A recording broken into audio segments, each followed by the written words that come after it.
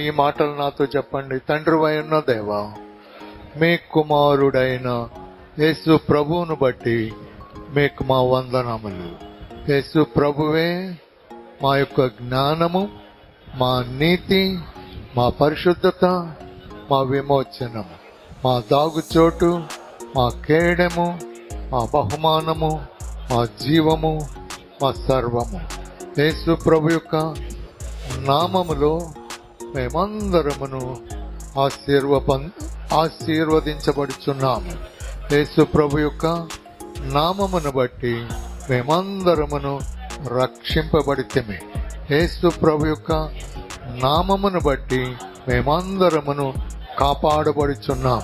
యేసు ప్రభు యొక్క నామమును బట్టి మేము దేవుణ్ణి తండ్రి అని పిలుచుటకు మాకు యోగ్యత లభించినది. యేసు ప్రభు యొక్క నామము అన్ని నామముల కంటే పైనామము. యేసు ప్రభు యొక్క రక్తము మా యొక్క ప్రతి దోషమును తుడిచివేసి మాకు దేవుని నీతిని, దేవుని జీవమును అనుగ్రహించినది. కనుక మరణమునకు మా పైన ఎలాంటి అధికారము ఎప్పుడును, ఎక్కడను, ఎంత మాత్రమును లేదు.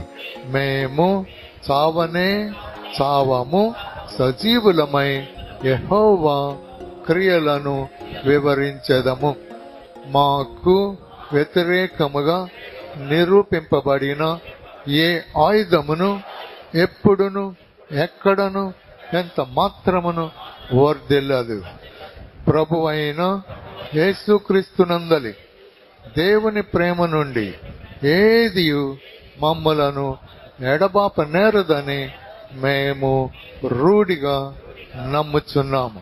ఇశ్రాయేలీయుల దేవుడైన యెహోవా శాశ్వత కాలము నుండి శాశ్వత కాలము వరకు స్తుతింపబడునుగాక.